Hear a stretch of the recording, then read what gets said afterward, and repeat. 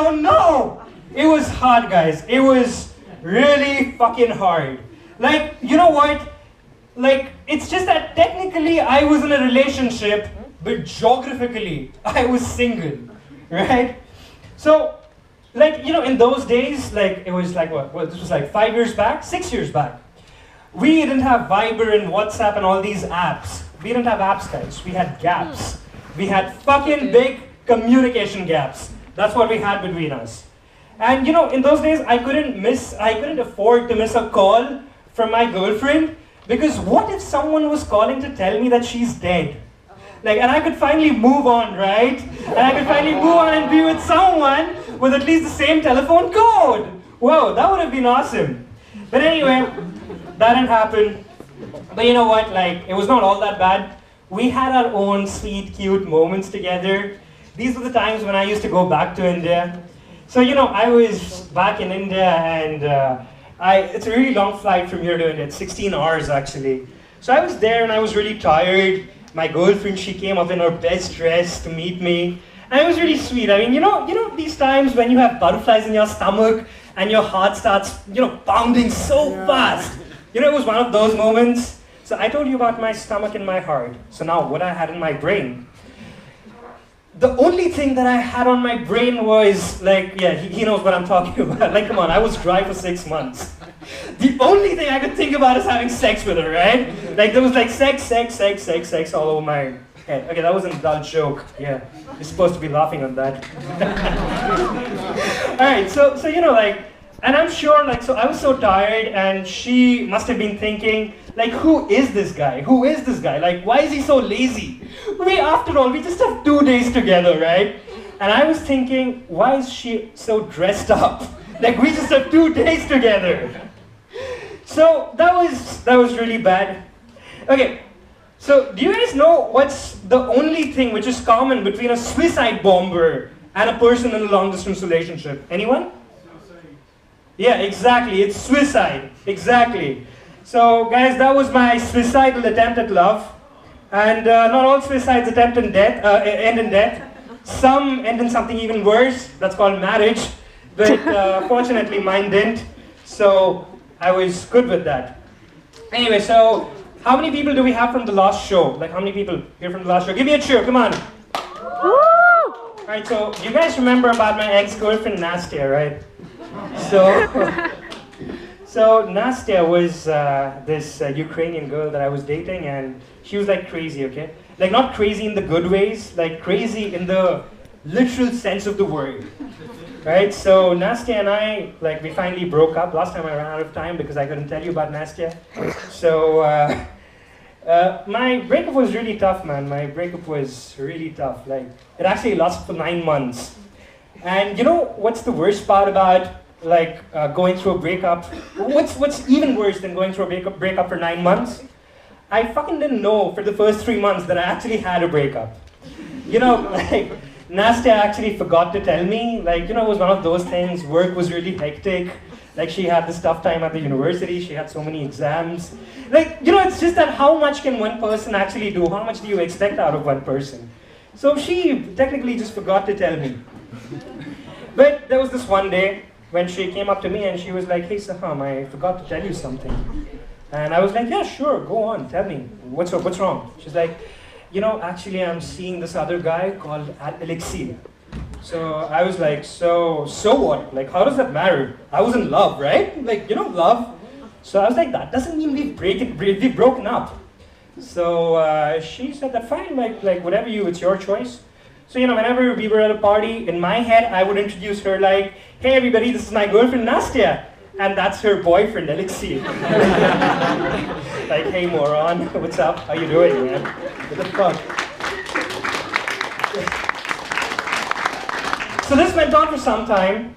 And after a few months, something went wrong, okay?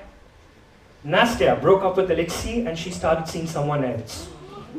And that's when it struck me that something's not adding up, right? Like, there's something wrong. And that's the moment I realized that, fuck, what's gone wrong with me? Like, I had a breakup, right? So it was at that point of time when I, started drunk calling her. and so did Alexei. But our calls never clashed because we had this awesome coordination with Alexei. In fact, Alexei had actually become Lyoka for me. And Lyoka and I, we became really good friends. We used to play FIFA and all together. Like, we were like really good friends. We were like really good buddies after that. So, this went on for another 6 months. And back me up, guys.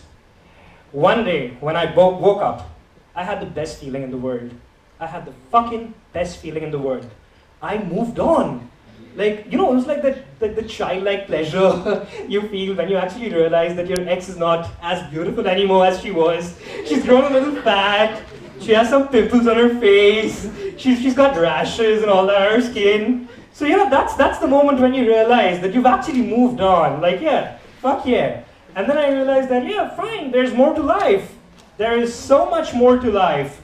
And then, like any other 23-year-old who has a lot of time in his hand, with a lot of time in his hand, yeah, I did the best thing ever, and I guess we can just, some words are just better left unspoken. So I did that. I logged onto some websites and used my hands in the best way I could.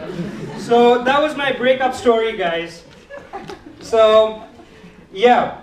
So the next thing I want to talk about is these really special women in our lives. Usually they come with the name of your mother. So, it's just like, my mom does this really strange thing, okay? Like, she calls me up in every 2 days to ask me if I'm alive or not, okay? Like, for a woman who has kept me in her womb for 9 months, she's taken care of me for 9 months in her womb. She's the first person to kill me at any given instance, right? The other day, she called me up and she was like, hey, Soham, how are you? Are you alive? I was like, yeah, Mom, what's up? What happened?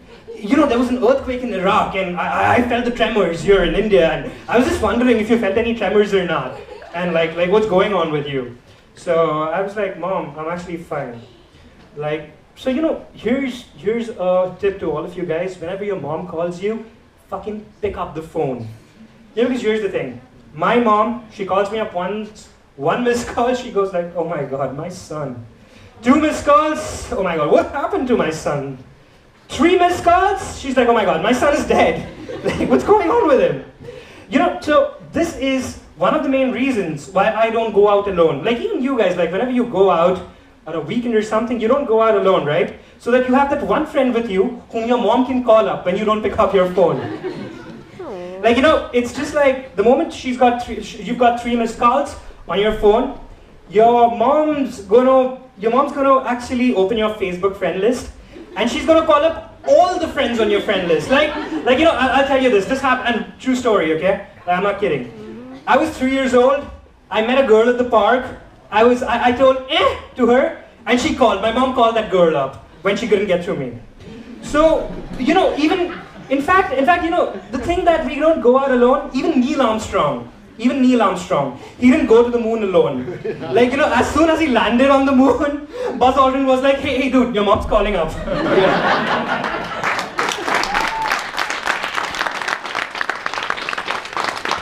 But here's the thing. So, when your mom calls up and you don't pick up the call, you can't yell back at her, right? Because if you can't say that, Mom, just stop it, I'm irritated. You can't do that, right? Because if you do that, all these moms, they have this collective university called the Mother's University. So they all have taken these lessons in the Mother's University. So if you yell out at your mother, Mother's University, chapter 1, here it goes, okay? If you yell at your mother, Mom, I don't like this, just shut up, just stop calling me, stop irritating me. She's like, Hugh, I cleaned your shit when you were 2 years old, and this is how you treat me? Yes, that's it. My mom always does this. Okay, now next. Chapter number 2 in Mother's University, and all the mothers, how many mothers do we have over here? None? Really? Well, that's awesome, yeah, so I can just go on, yeah. Without any guilt, That feels great. So yeah, chapter number 2 is you yell at your mom and your mom replies, 9 months. 9 long months I kept you in my womb. And is that how you talk to me? Really? What kind of a human being are you? And I was like, Mom, it's not like I had an option to be in your womb. Like, it's not like I was selecting a hostel room or a hotel room. I just had to be there, so I was there, you know? And then she'd tell me this thing, you know, when all her arguments go in vain, she's gonna come up with this thing, like, you know, your choice in music, you listen to EDM, right? That's what you like. You know, your choice in music is because of us. Like, you know, like, you know what you used to do when you were in my womb? Your father used to play EDM music on the speakers, and he used to hold the speaker near my womb. And then, whenever he played the EDM music, you used to kick in my womb. And I was like, okay, Mom, here's the thing.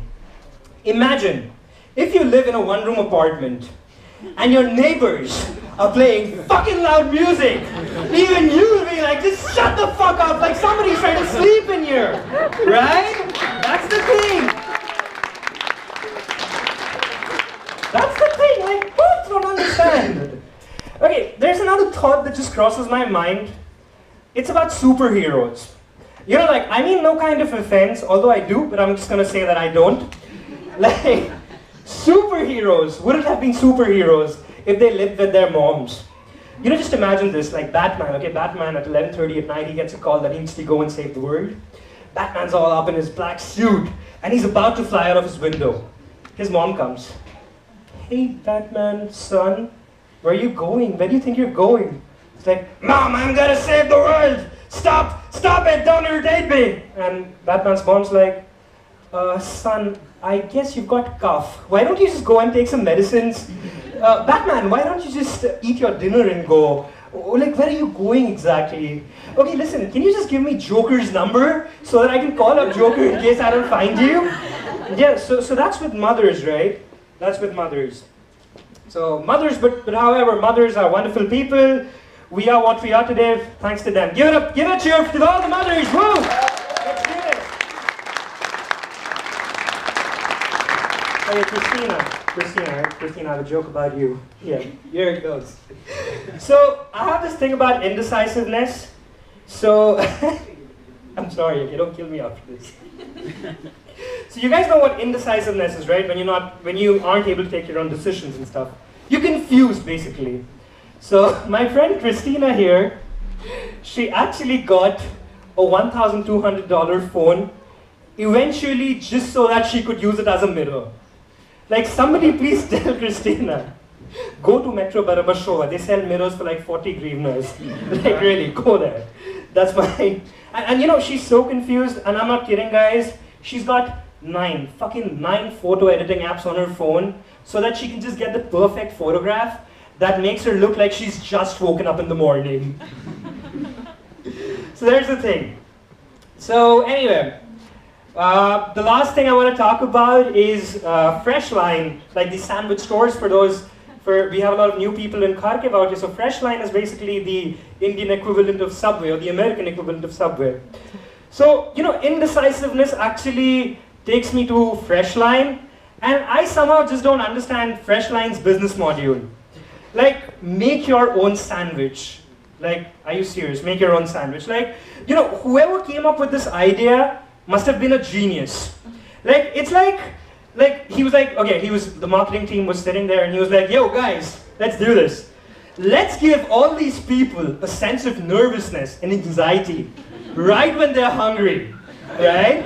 And if the sandwich turns out to be bad, then the only person they can blame is fucking themselves, right? So that's like Freshline's business module. So yeah, we're already out of time, and we had a very low budget show, and we could only pay the rent until 10 o'clock. So yeah. So thank you so much, guys, for coming here tonight.